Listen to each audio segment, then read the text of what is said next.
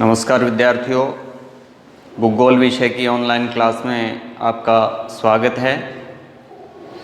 पिछले कई दिनों से हम ऑनलाइन क्लास में जनसंख्या से संबंधित बिंदुओं का अध्ययन कर रहे हैं, जिसमें हमने जनसंख्या का वितरण, जनसंख्या के घनत्व, क्षेत्र, राज्यों, ये देशों के अनुसार जनसंख्या की जानकारी के आंकड़े हमने प्राप्त किए।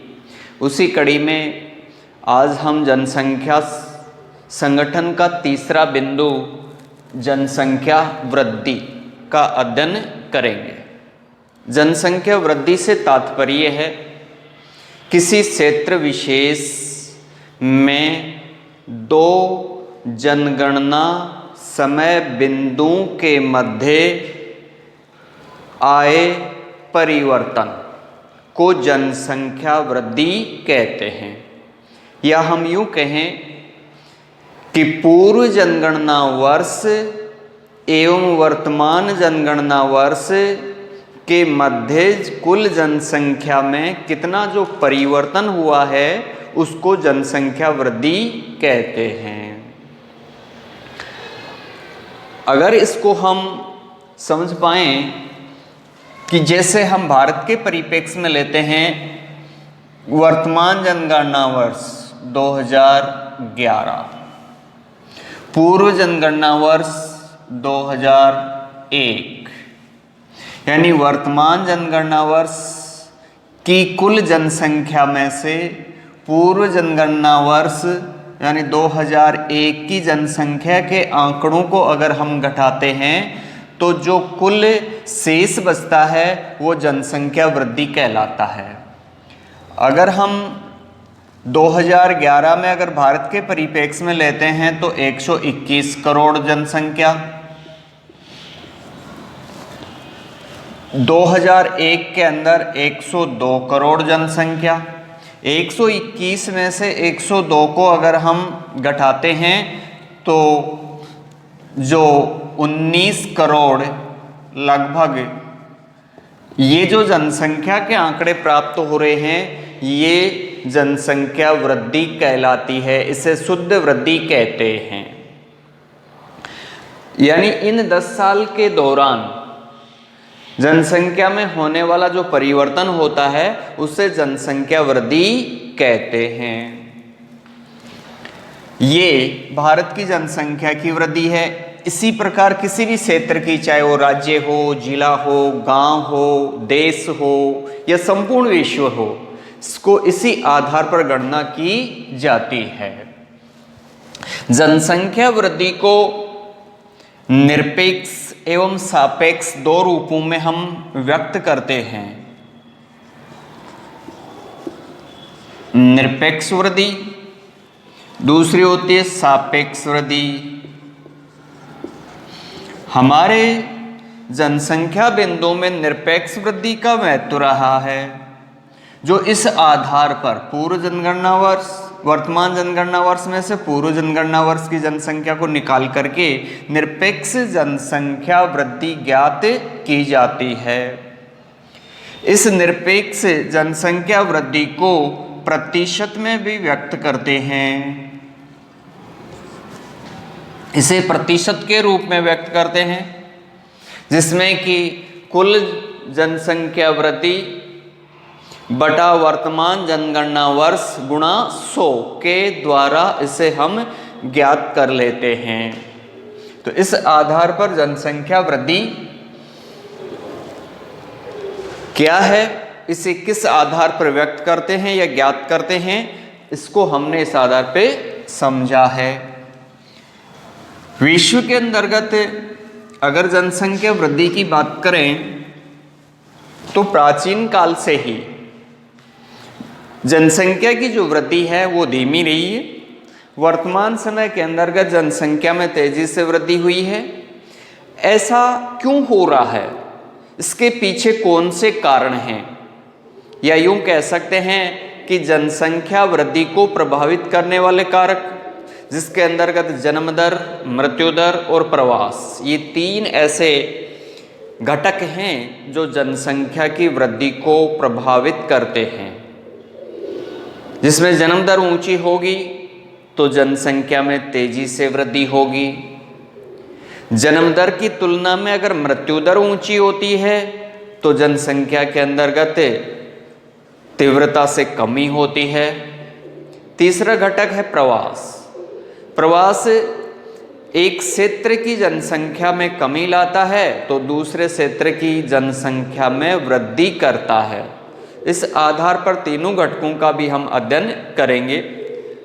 पहला जो बात है जनसंख्या वृद्धि को प्रभावित करने वाले कारण या जनसंख्या वृद्धि के कारण। आज विश्व के अंतर्गत जो जनसंख्या है वो तेजी से क्यों बढ़ रही है? एशियाई देशों के अंतर्गत जनसंख्या तेजी से क्यों बढ़ रही है? इसको लेकर के बहुत सारे कारक विद्वान जनों ने खोजे हैं, जिनके अंदर पहला है जन्म दर में वृद्धि।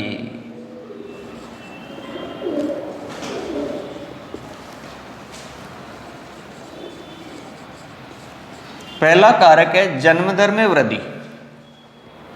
हर एक राष्ट्र या हर एक महाद्वीप में पिछले कई वर्षों की तुलना में वर्तमान समय की जनसंख्या बढ़ने का कारण है जन्म दर में वृद्धि। जन्म दर तेजी से बढ़ी है। जैसे जैसे विश्व के देश या विश्व विकास की ओर उन्मुक्त हुआ है, पहले विभिन्न प्रकार की बीमारियों की वजह से या चिकित्सा सेवाओं का अभाव होने की वजह से मृत्यु दर अधिक थी, या यूं कह सकते हैं कि जन्म दर के सापेक्ष या समानांतर मृत्यु दर होती थी। इस आधार पर जनसंख्या में वृद्धि तेजी से नहीं होती थी। लेकिन पिछले 20वीं सदी से विश्व के अधिकांश राष्ट्रों ने अपने मृत्यु दर पर नियंत्रण कर लिया है। चिकित्सा सेवाओं में विस्तार होने की वजह से, महामारियों पर नियंत्रण होने की वजह से वर्तमान समय के अंतर्गत मृत्यु दर नियंत्रित हो गई, जबकि जन्म दर तेजी से बढ़ी है। इस आधार पर जनसंख्या में तेजी से वृद्धि दिखाई दे रही है। दूसरा जो बिंदु है जनसंख्या वृद्धि के कारणों का,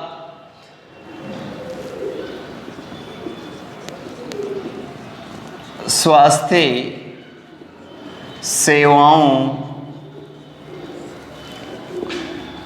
का प्रसार या विस्तार।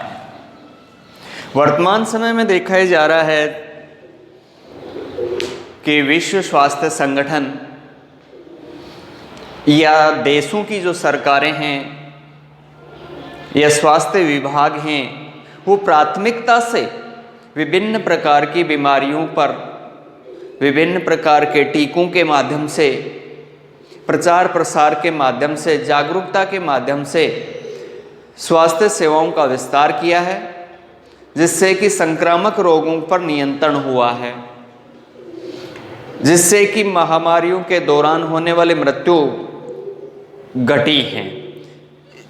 इस आधार पर जनसंख्या के अंतर्गत तेजी से वृद्धि नजर आई है।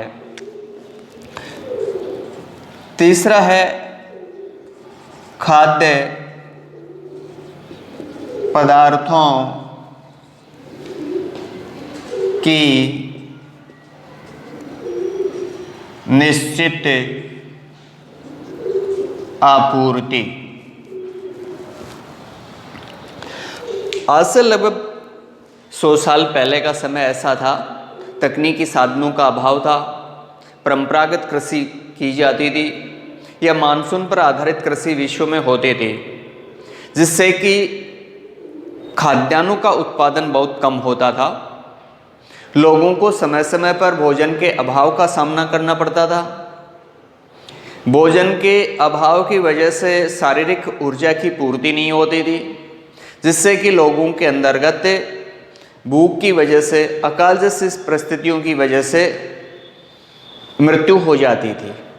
लेकिन पिछले 100 साल के उपरांत तकनीकी, मशीनरी, सिंचाई साधनों का, नवीन बीज, विभिन्न प्रकार के रासायनिक उर्वरक, या यूं कह सकते हैं कि कृषि क्षेत्र के अंतर्गत आई हरित क्रांति ने खाद्यान्न उत्पादन को बढ़ा करके लोगों के घरों तक भोजन पहुंचाने का कार्य किया है। इस आधार पर आज प्रत्येक व्यक्ति के पास निश्चित खाद्य पदार्थों की आपूर्ति हो रही है। इसका सामना अब उन्हें नहीं करना पड़ता। पर्याप्त मात्रा में उनको भोज्य पदार्थों के द्वारा ऊर्जा मिल रही है। इस आधार पर भी जनसंख्या में तेजी से वृद्धि नजर आने लगी है। चौथा है तकनीकी विकास। आधुनिक समय के अंतर्गत तकनीकी विकास मानव जीवन को अत्यधिक सरल बनाने का कार्य किया है, क्योंकि जोखिम भरे जो कार्य होते थे वो मशीनें करने लगी हैं।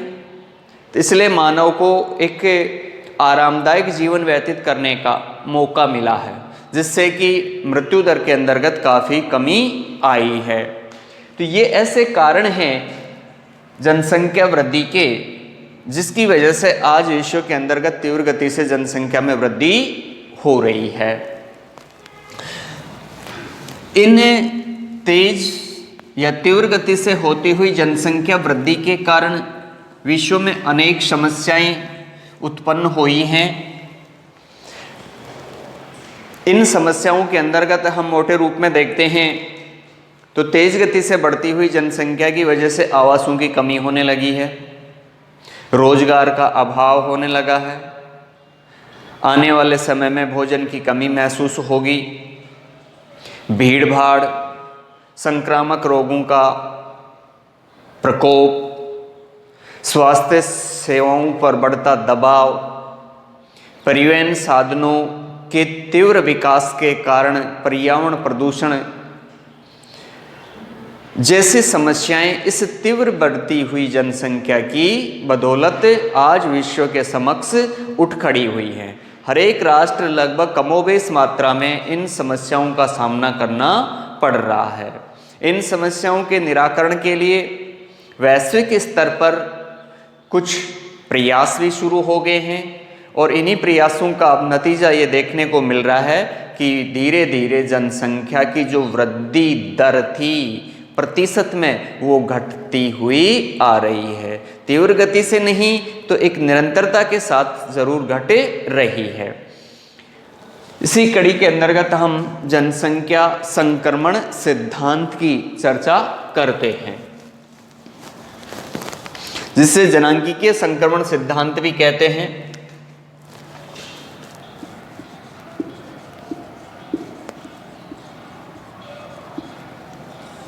जनसंख्या संक्रमण सिद्धांत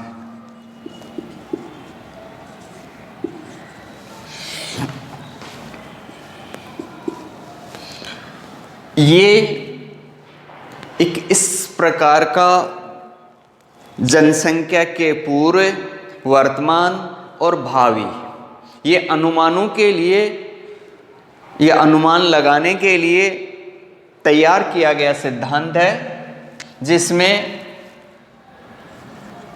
इस के द्वारा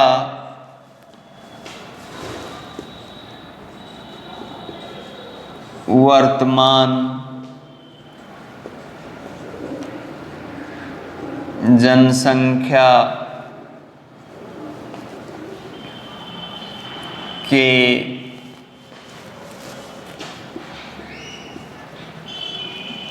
विश्लेषण एवं भावी जनसंख्या का पूर्वानुमान लगाया जाता है। इस सिद्धांत के द्वारा वर्तमान जनसंख्या की क्या स्थिति है और वर्तमान जनसंख्या के आधार पर भविष्य की जनसंख्या किस प्रकार से होने वाली है, बढ़ने वाली है, घटने वाली है या स्थिर अवस्था में रहने वाली है, इसके लिए पूर्व अनुमान लगाया जा सकता है संक्रमण सिद्धांत के द्वारा।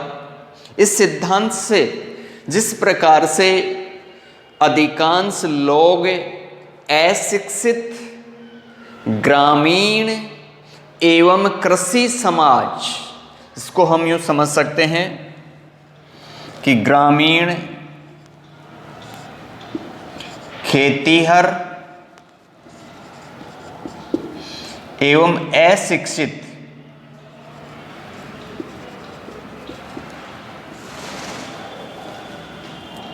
समाज एक ऐसी अवस्था थी कि ग्रामीण क्षेत्रवासियों का मुख्य व्यवसाय खेती और अशिक्षित अवस्था इस प्रकार का समाज था जो आज प्रगति करके ग्रामीण से तो शहरी अवस्था में तब्दील होता जा रहा है, खेतीहर से औद्योगिक अवस्था की ओर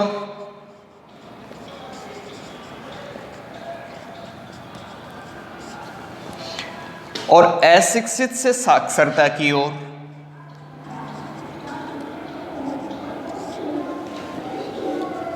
परिवर्तन नजर आ रहा है कि ग्रामीण खेतीहर अशिक्षित समाज जब उन्नति करके गांव से शहरों में चला जाता है, शहरों में जाने के बाद उसको औद्योगिक अर्थव्यवस्था में जुड़ना पड़ता है और शहरी क्षेत्र में उसको शिक्षा से जुड़ना पड़ रहा है।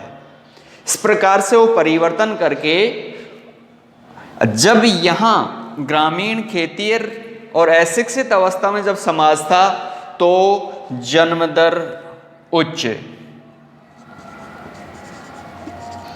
जन्म दर एवं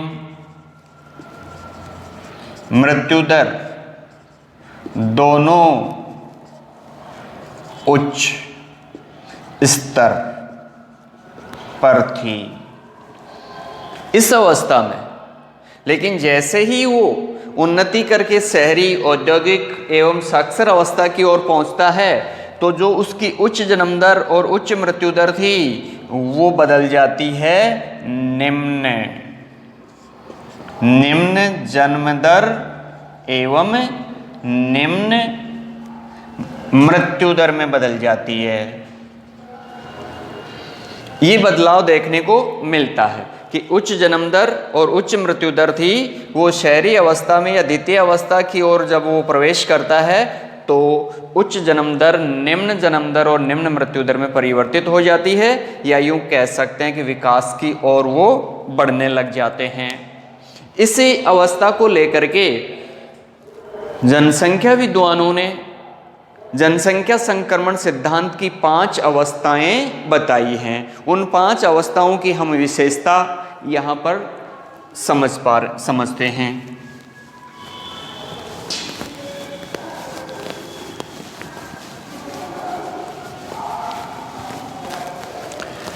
जनसंख्या संक्रमण सिद्धांत की अवस्थाएं, इसकी 5 अवस्थाएं हैं। प्रथम,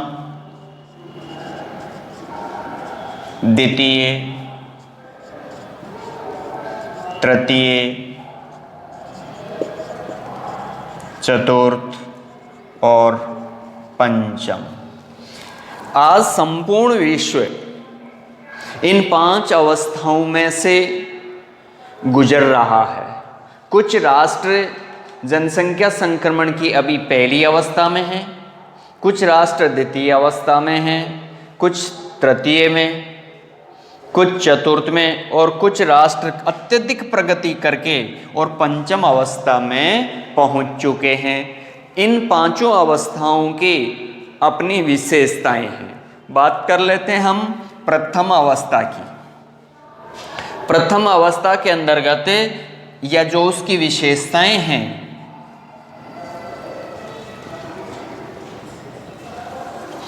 विशेषताओं के अंतर्गत उच्च जन्म एवं मृत्यु दर। प्रथम अवस्था की विशेषता है कि जो भी राष्ट्र, अधिकांश इसके अंतर्गत आज भी बहुत सारे राष्ट्र हैं या बहुत ही अविकसित अवस्था की में रहने वाले अफ्रीकी देश इस अवस्था के अंतर्गत अभी भी हैं, जिनके अंतर्गत उच्च जन्म दर और उच्च मृत्यु दर की अवस्था पाई जाती है। और इनके अंतर्गत अफ्रीका के घाना, अंगोला, नामीबिया ये राष्ट्र हैं। इनके अलावा और भी अफ्रीकन देश हैं जो बहुत ही पिछड़ी हुई अवस्था के अंतर्गत हैं। इनका मुख्य व्यवसाय कृषि, पशुपालन है। जो दूसरी अवस्था है, इसके अंदर उच्च जन्म दर एवं घटती मृत्यु दर। द्वितीय अवस्था के अंतर्गत उच्च जन्म दर की अवस्था काफी उच्च स्तर पर है, लेकिन स्वास्थ्य सुविधाओं के प्रसार या विस्तार के कारण मृत्यु दर हल्की हल्की घटती हुई प्रतीत हो रही है। इस अवस्था के अंतर्गत अफ्रीकी गणराज्य मिस्र, सूडान आदि राष्ट्र इस अवस्था में हैं। आज से लगभग 200 वर्ष पहले विश्व के सभी राष्ट्र इसी द्वितीय अवस्था के अंतर्गत थे, जहां पर कृषि और पशुपालन से संबंधित रोजगार की क्रियाएं इन देशों के अंदर मुख्य व्यवसाय के रूप में हैं। तृतीय अवस्था, इसकी विशेषता है उच्च जन्म दर, मध्यम मृत्यु दर। जन्म दर काफी उच्च है, लेकिन मृत्यु दर मध्यम अवस्था में आ चुकी है। इसलिए जनसंख्या यहाँ बहुत तेज गति से बढ़ने लगी है। इस अवस्था वाले देश जनसंख्या की विस्फोटक अवस्था में हैं। और इस अवस्था में जो देश हैं उनके अंदर भारत,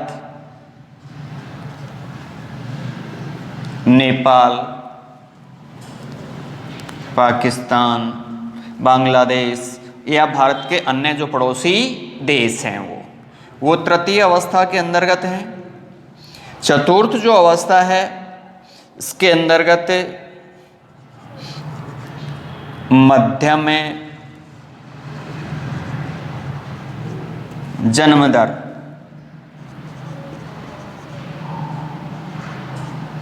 मध्यम जन्म दर, निम्न मृत्यु दर। चतुर्थ अवस्था के अंतर्गत जो राष्ट्र वर्तमान में हैं उनके अंतर्गत मध्यम जन्म दर आ चुकी है, लेकिन मृत्यु दर निम्न अवस्था की ओर पहुंच चुकी है। इसलिए इस वर्ग में या इस अवस्था में रहने वाले अधिकांश देशों की जो जनसंख्या है उनकी अवस्था हो चुकी है स्थिर। ये स्थिर अवस्था में आ चुके हैं। और अधिकांश इस में जो देश हैं उनके अंतर्गत चीन, जापान, फ्रांस आदि विकसित देश हैं। पंचम जो अवस्था है, इसकी विशेषता है निम्न जन्म दर एवं निम्न मृत्यु दर। ये अंतिम अवस्था में पहुंच चुके हैं। पंचम अवस्था में स्थित देशों में जनसंख्या वृद्धि की विशेषता यह है कि यहाँ पर निम्न जन्म दर अत्यंत निम्न है और मृत्यु दर भी उतनी ही निम्न अवस्था में है, या यूं कह सकते हैं कि जन्म दर की तुलना में मृत्यु दर अधिक है। इसलिए इस अवस्था वाले जो देश हैं उन देशों के अंतर्गत जनसंख्या की ऋणात्मक स्थिति आ चुकी है, अर्थात जनसंख्या घटने का अंदेशा दिखाई देने लगा है। चिंताजनक स्थिति आ गई है। इसके अंतर्गत जो राष्ट्र हैं उनके अंतर्गत रूस,